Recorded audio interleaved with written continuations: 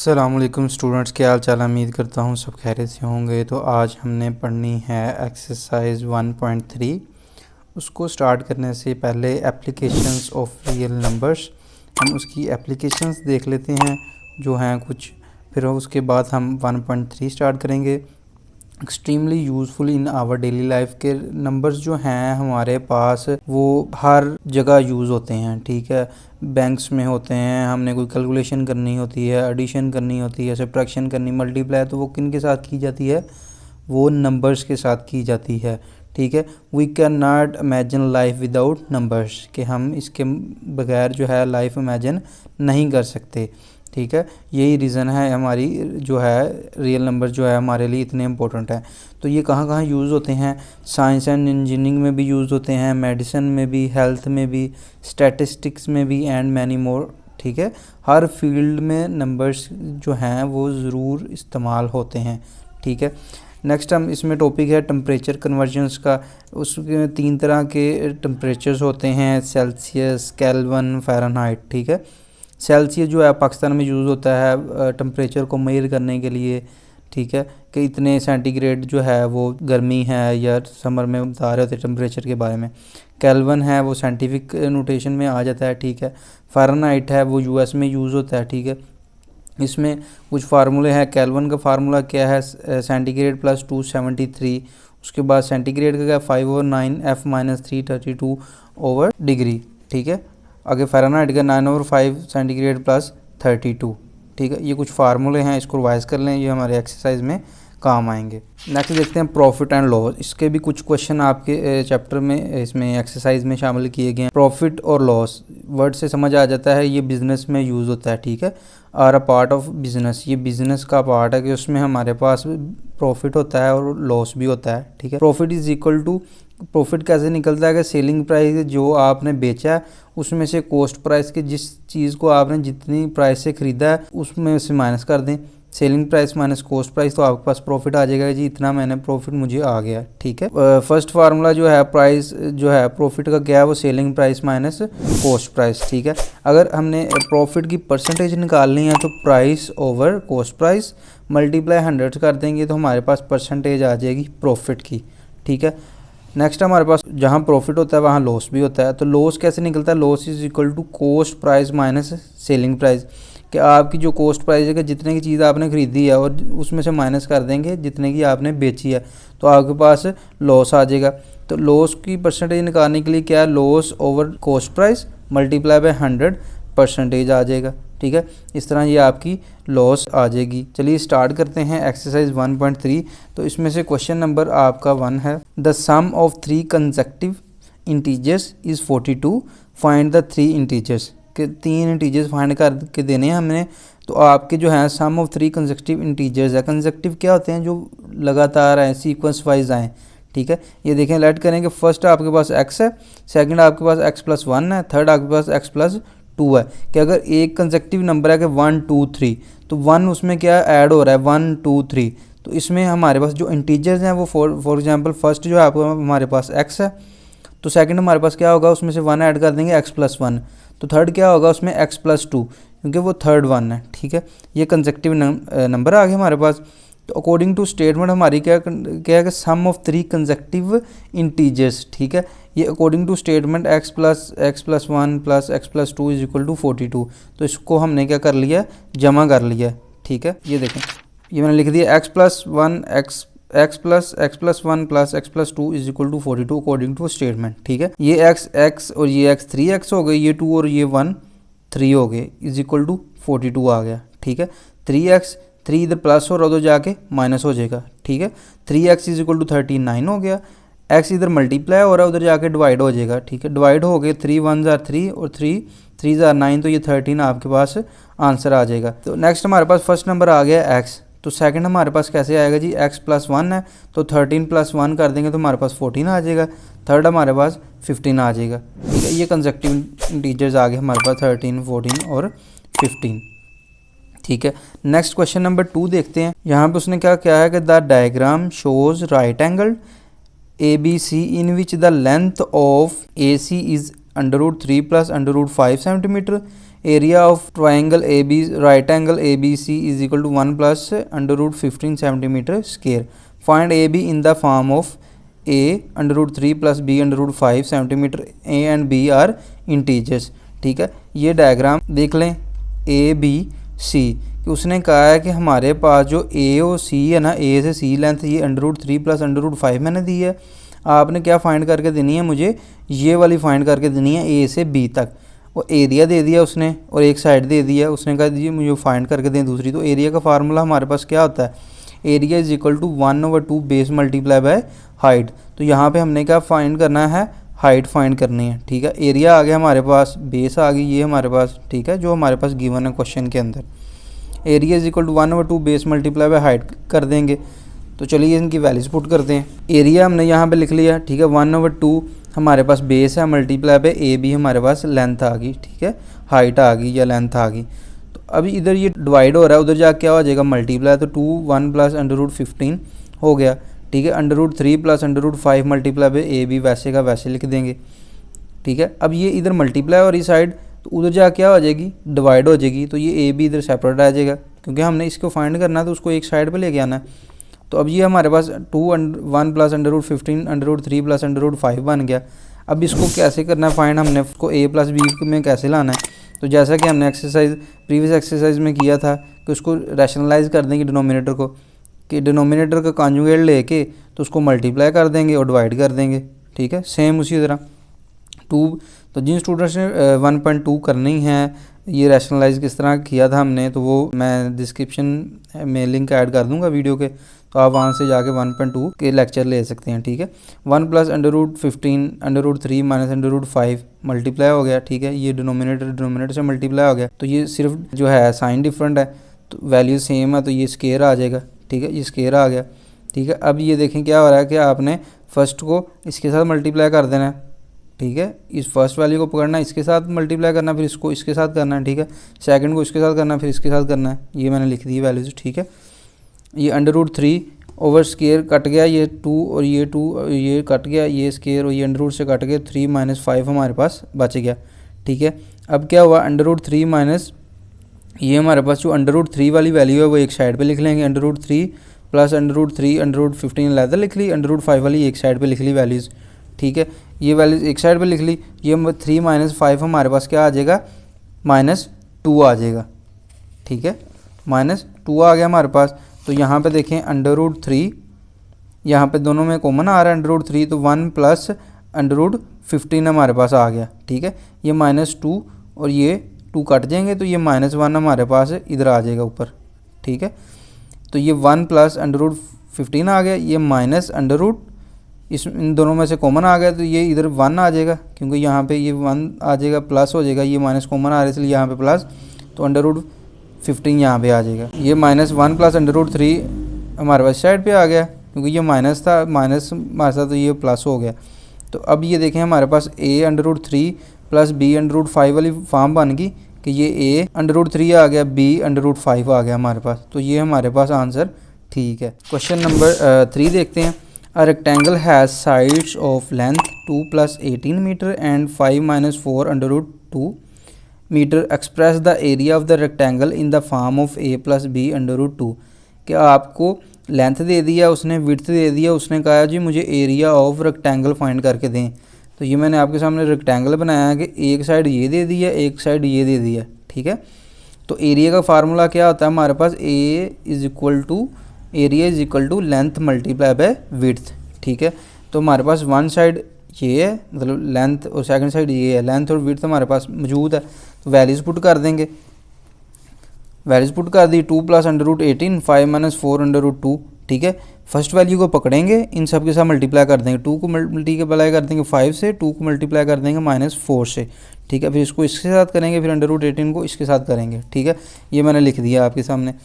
ठीक है, उसी तरह 2 5 ज़ा 10 हो जाएगा, ये 2 4 ज़ा क्या हो जाएगा, ये अंडर रूट 2 था, ये अंडर रूट 2 इसके साथ कैंसिल हो जाएगा, क्योंकि ये 2 ये सिंपल वैल्यू है कि अगर आप हमारे पास 2 लिखा हो तो किससे बनाया कि अंडर रूट 2 अंडर रूट 2, तो ये मल्टीप्लाई होकर क्या होगा हमारे पास, अगर मतलब यूँ हो जाएगा हमारे पास कैंसिल, 4 हो जाएगा, तो 4 अंडर रूट हो जाएगा, तो 2 का स्क्वायर ये कट के फिर हमारे पास 2 बन जाएगा। ठीक है, इसी तरह उसको हमने यूँ लिख दिया, ठीक है, प्लस √18 5 आ गया, माइनस 5 बाहर आ जाएगा, √18 4√2 आ जाएगा। तो इसका हमने क्या कर दिया, इसके पेयर बना दिए, 9 × 2 18 हो जाएगा, ठीक है। देखें 10 - 4 √2 आ जाएगा, √2 से कट के तो 4√2 बच गया, प्लस 5 9 × 2 माइनस 9 × 4 ये बच जाएगा हमारे पास। तो 10 - 4√2, तो यहाँ पे देखें ये 9 है, तो ये 3 का स्क्वायर था, ये कट के 3√2 हो गया। जब 3 बाहर आया तो 5 3 = 15 √2 हो जाएगा, ठीक है। इसी तरह यहाँ पे 3 4 = 12 हुआ कि 9 √ का आंसर क्या आता है हमारे पास, 3 आता है, ठीक है। तो ये हमारे पास 12 बच गया। तो अब हमारे पास ये देखें क्या हो रहा है, यहाँ पे ये 12 और ये 10 और ये -12 क्या हो रहा है, -2 आ गया, ये जमा माइनस माइनस हो जाएगा और साइन आएगा प्लस का, क्योंकि बड़ी वैल्यू है। तो 15 में से 4 निकाले, 11 + 11 √2 आ जाएगा हमारे पास आंसर। तो ये था हमारे पास आंसर, ठीक है, क्वेश्चन नंबर 3 का। नेक्स्ट क्वेश्चन देखते हैं, क्वेश्चन नंबर 4, ठीक है। Find 2 numbers whose sum is 68 and difference is 22। क्या आपने उसने कहा 2 नंबर फाइंड करके दें जिनका सम 68 बनता है, डिफरेंस उसका 22 बनता है। Let the 2 numbers x and y, ठीक है, 2 नंबर्स ले लेंगे, एक को x कह लेंगे, एक को y कह लेंगे, ठीक है। a कह लें या b कह लें, आपकी मर्ज़ी है। अकॉर्डिंग टू गिवन कंडीशन, ये मैंने इक्वेशंस बना दी, x + y के अगर किसी भी 2 नंबर्स को प्लस करें तो उसने कहा है 68 आए, और अगर डिफरेंस अगर सब्ट्रैक्ट करें तो हमारे पास 22 आए, ठीक है। ये इक्वेशन हमारे पास 2 हो गई, 2 इक्वेशंस बन गई। इनको हमने क्या कर दिया, ऐड कर दिया, ठीक है, ऐड कर दिया। ये माइनस y प्लस y से कट जाएगा, ये x और x 2x हो गए इज इक्वल टू 820, ये 90 हमारे पास आंसर आ जाएगा। नेक्स्ट हमारे पास क्या बचा यहाँ पे, x इज इक्वल टू 9, 2 इधर मल्टीप्लाई और उधर जाके डिवाइड हो जाएगा, तो इसको 2 से 2 4 = 8 हो जाएगा, ये कैंसिल हो गया, हमारे पास 45 आंसर आ जाएगा, ठीक है। x की वैल्यू इक्वेशन 1 में हम पुट कर देंगे, ठीक है। x + y is equal to 68, x की क्या 45 पुट किया तो इधर प्लस हो रहा, उधर जाके माइनस हो जाएगा, ठीक है। 68 - 23, तो हमारे पास 23 आंसर आ जाएगा, 45 माइनस करेंगे तो 23 आंसर आ जाएगा। तो ये क्वेश्चन नंबर 4 का आंसर था। क्वेश्चन नंबर 5 देखते हैं। The weather in Lahore was usually warm during the summer of 224, the TV news reported as high as 48 Celsius find in Fahrenheit, ठीक है। उसने कहा है कि जो टीवी न्यूज़ बताती है कि जो हमारे टेम्परेचर है समर का इस दफ़ा का वो है 48 डिग्री, ठीक है। तो फ़ारेनहाइट में हमने इसको कन्वर्ट करना है। जैसा कि हमें पता है कि फ़ारेनहाइट का फार्मूला क्या है, F is equal to 9/5 Celsius plus 32, ठीक है। वैल्यूज इस फार्मूले में वैल्यूज़ पुट कर देंगे तो हमारे पास उसमें फ़ारेनहाइट में आंसर आ जाएगा। 9/5 ऐसे ही, सेल्सियस की वैल्यू 48 है, प्लस 32 कर देंगे, इसको इसके साथ मल्टीप्लाई करेंगे तो 432 आ जाएगा। कैलकुलेटर से आप देखें तो ये दोनों वैल्यू मल्टीप्लाई करें 432 आ जाएगा, ठीक है। डिवाइड 5 ऐसे का वैसे ही, प्लस 32 कर देंगे, ठीक है। इसको पहले डिवाइड कर देंगे, फिर इसमें 32 में ऐड कर देंगे, तो इसको डिवाइड करेंगे तो हमारे पास 84.4 आंसर है, 86.4 आंसर आ जाएगा, ठीक है।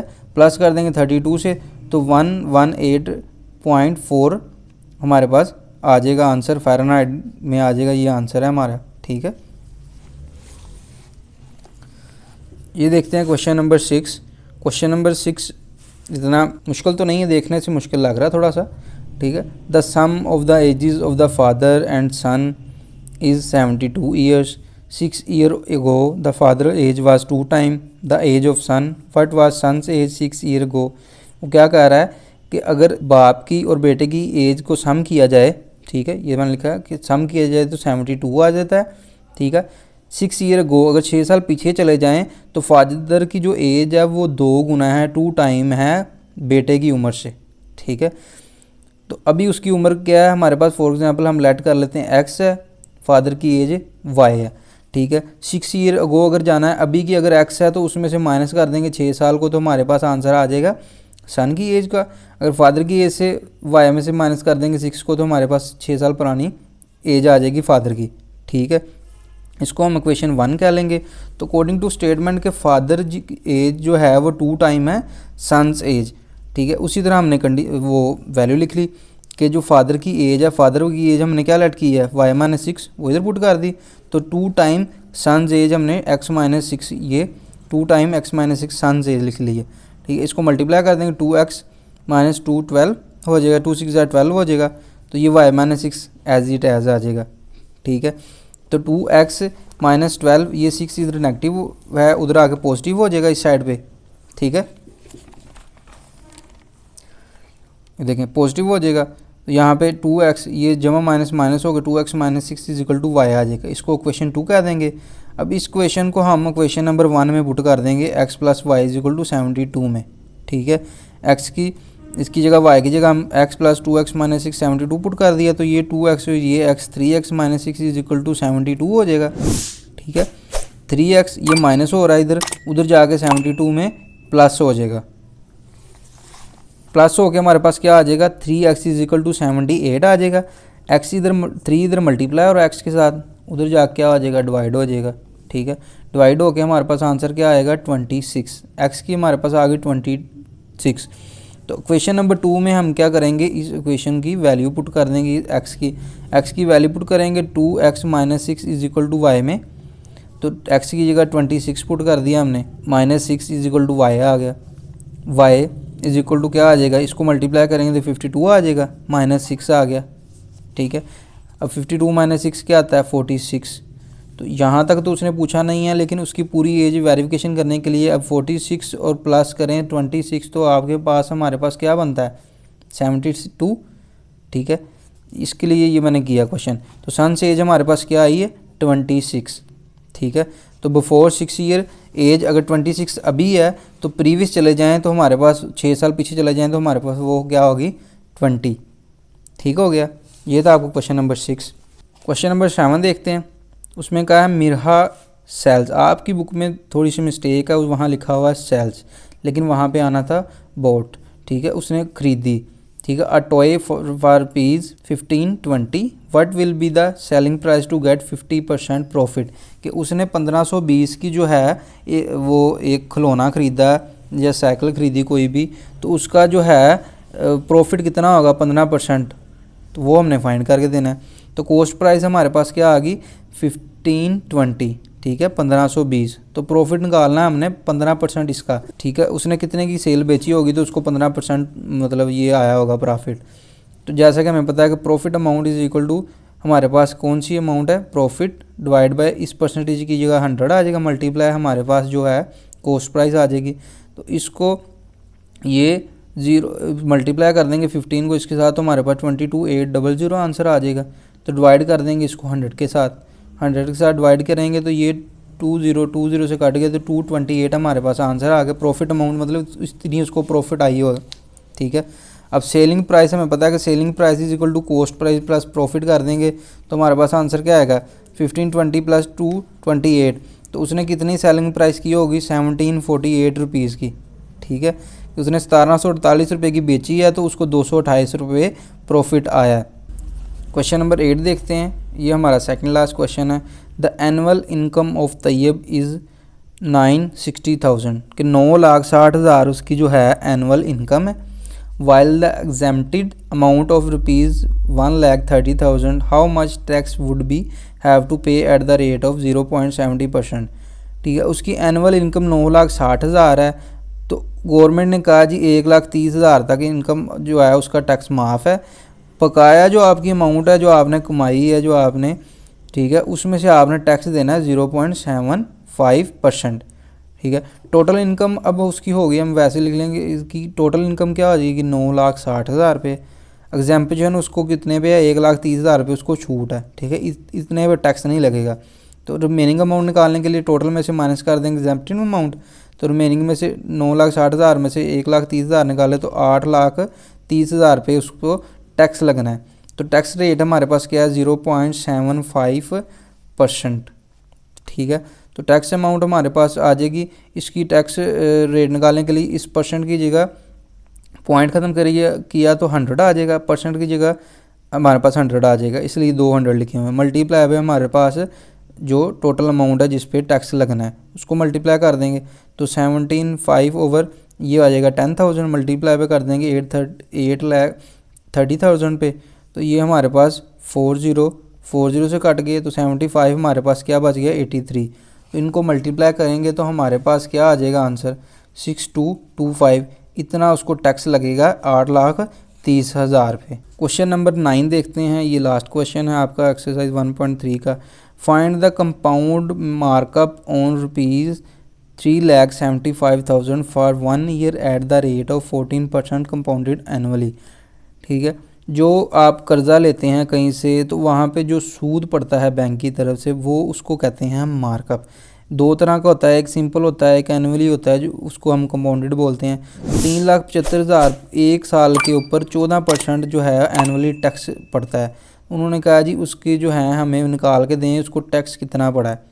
ठीक है, तो हमारे पास प्रिंसिपल अमाउंट जो हमारे पास है 3,75,000 उसने कर्जा लिया था, तो रेट 40% है एनुअली।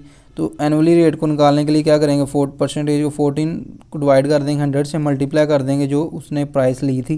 ठीक है, अब ये 20 से कट के तो 14 मल्टीप्लाई बाय 3750 बच गया। तो इन दोनों को मल्टीप्लाई करेंगे तो हमारे पास आ जाएगा जी 52,500, 52,500 रुपया उसको जो है टैक्स पड़ेगा। ठीक है, कितनी अमाउंट पे, 3,75,000 पे। तो उम्मीद करता हूँ यहाँ तक सब स्टूडेंट्स को समझ आ गई होगी। तो चैनल को फॉलो कर लें, लाइक कर लें और सब्सक्राइब कर लें, और कमेंट में बताएं कि आप लेक्चर ये कहाँ से देख रहे थे। तो दोस्तों के साथ भी शेयर करें ताकि उनकी भी हेल्प हो। और आपने बताना है कि ये एक्सरसाइज हमें समझ आ गई है या नहीं। अगर आपको क्वेश्चन है तो कमेंट सेक्शन में मेरे से पूछें, तो इंशाल्लाह नेक्स्ट चैप्टर स्टार्ट कर देंगे जल्दी।